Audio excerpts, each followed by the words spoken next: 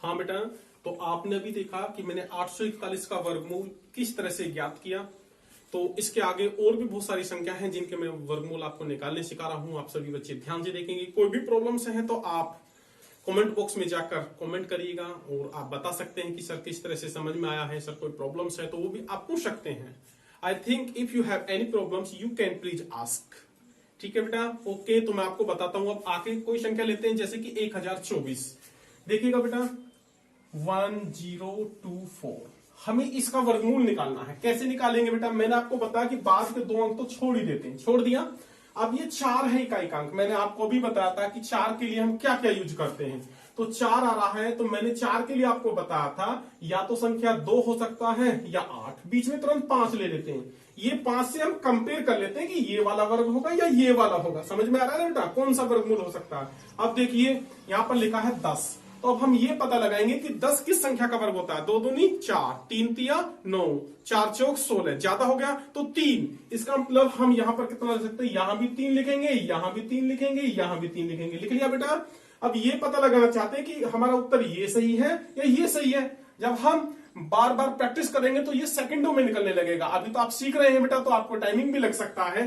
तो मैंने आपको बताया था 5 के लिए यहां पे 25 हो गया, 3 के आगे संख्या 4, 3 चौक 12, 25। तो ये 12, 25 आया। आप देखो 12, 25 से ये संख्या छोटी है तो इसका मतलब छोटी वाली संख्या अर्थात 32। तो हमारा ये स्क्वायर रूट होता है 32। तो हम कह सकते हैं अंडर रूट यानी कि 1024 का जो स्क्वायर रूट है वो 32 आता है बेटा। समझ में आया? ये जो बीच की संख्या होती है हमेशा बेटा इसका स्क्वायर यहां पे लिखते हैं। तो उस स्क्वायर से इस संख्या को देखते हैं। यदि ये छोटी है तो छोटी संख्या और इससे ये बड़ी हो तो बड़ी संख्या का वर्ग। तो इस प्रकार आपका ये आपने देखा कि 1024 का जो हम वर्गमूल निकालते हैं तो वो 32 आता है। अगर आगे संख्या कोई ले, जैसे 961 ले लो आप बेटा, 961, 9 6 1, तो आपके 2 अंक तो ऐसे चले गए, उससे तो मतलब ही नहीं है आपका।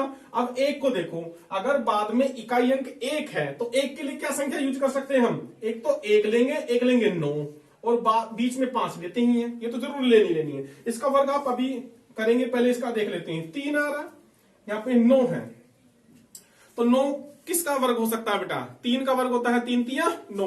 तो यहां भी 3 लिखेंगे, यहां भी 3 लिखेंगे, यहां भी 3 लिखेंगे। इसका वर्ग कर लो। 25 तो बाद में लिखना ही लिखना है। 3 के आगे संख्या क्या आती है? 4, 3 चौक 12, ये हो गया 12, 25। अब 12, 25 से ये संख्या छोटी है तो इसलिए छोटा वर्ग होगा यानी कि 31 का वर्ग होगा। तो हम कह सकते हैं जी आपका 961 जो हमने अभी वर्गमूल निकाला बेटा 961, इसका आंसर कितना आ गया? 31। तो आपने देखा बेटा कि 31 यानी कि 961 का वर्गमूल होता है। आगे संख्या लेते हैं जैसे कि 729 ले लें आप, 729 कैसे करेंगे?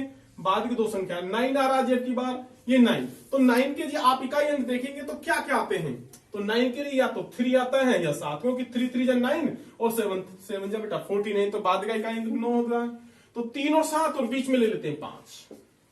आप 7 देखेंगे, 7 की संख्या का वर्ग होता है 1 एकम 1, 2 दूनी 4, 3 तिया 9, ज्यादा हो गया तो 2 दूनी 4। तो यहां भी 2 लिखेंगे, यहां भी 2 लिखेंगे, यहां भी 2 लिखेंगे। अब इसका वर्ग करा आपने तो 25 तो ऐसे ही रहा और 2 के आगे संख्या आती है 3, 3 दूनी 6, 625। आप देखेंगे 625 से ये संख्या आपकी बार बड़ी है तो आपकी बार ये नहीं, आपकी बार ये वर्गमूल होगा यानी 27। हमने देखा यदि हम 729 का वर्गमूल निकालते हैं तो कितना आया बेटा? 27। लगता है बेटा आपको समझ में आ गया होगा। किसी भी बच्चे को प्रॉब्लम है तो आप पूछ सकते हैं। इसके बाद आप देखते हैं 576 का निकालना हो, 576। तो मैंने आपको बताया कि बाद की जो 2 संख्या होती हैं आप उनको तो छोड़ देते हैं, लेकिन 6 आ रहा है बेटा। 6 के लिए कब आता है? एक तो 4 चौक 16 होता है, 6 संग 36, बीच में 5 लेनी है। इसको प्रैक्टिकल करो, 2 दूनी 4, 3 3 9, ज्यादा हो जाएगा तो 2। तो 2 यहां भी लिखते हैं, फिर 2 यहां भी लिखते हैं और यहां भी लिखते हैं। आप मैंने आपको बताया था कि ये 25 25 से हम तो 625 होते हैं बेटा। आगे देखें 625 से ये संख्या क्या है? ये छोटी है, तो छोटी है तो इसलिए छोटा यानी 24 का हो जाएगा। तो हम देखते हैं कि अंडर रूट 576 ये किसका आ गया बेटा? 24 का। तो हम कह सकते हैं 24 का वर्ग 576 और 576 का वर्गमूल 24 होता है। इसके बाद आगे भी निकाल सकते हैं बेटा हम, जैसे कि 484 ले लो आप, ये हो जाएगा 484। तो जैसे कि मैंने आपको बाद में बताया 4 आ रहा है, तो 4 के लिए क्या क्या संख्या हो सकती है बेटा? 2 दूनी 4 होते हैं या 8 अट्ठे 64, बीच में 5 आ जाएगा। मैंने जो आपको बताया थे वो याद करने की जरूरत है बेटा आपको। अब 4 आ रहा तो 2 दूनी 4, तो यहां भी 2 लिखेंगे, यहां भी 2 लिखेंगे बेटा, यहां भी 2 लिखेंगे।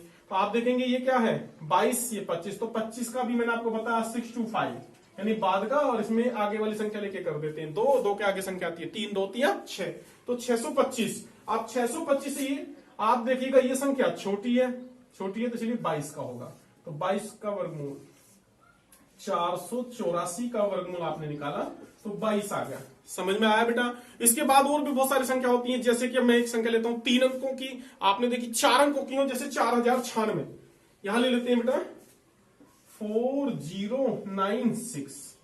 तो मैंने आपको जबकि बताया कि बाद के जो 2 अंक होते हैं केवल हम उन्हीं को छोड़ते हैं।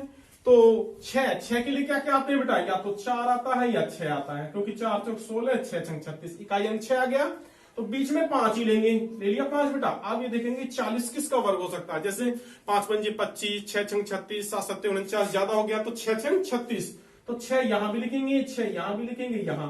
अब 65 का जो ये बीच वाली संख्या है इसका वर्ग कर लो, 25 तो बाद में रहेंगे ही, ये 25 हो गया। 6 के आगे 7 आता, 6 सत्ते 42, तो 42 25। आप देख रहे हैं कि 42 25 से छोटी है 4096, छोटी संख्या तो छोटा वर्गमूल होगा, अर्थात 64। तो हमको पता चला कि 4096 यानी 4096, इसका वर्गमूल कितना आ गया बेटा? 64। समझ में आ रहा है बेटा? आपने अभी 3 अंकों की और 4 अंकों की संख्या का वर्गमूल निकालना सीखा है। मैं भी आपको 5 अंकों की संख्या का वर्गमूल निकालना सिखा रहा हूं बेटा, आप देखेंगे। हाँ बेटा, तो आपने अभी देखा कि मैंने आपको 4 अंकों तक की संख्या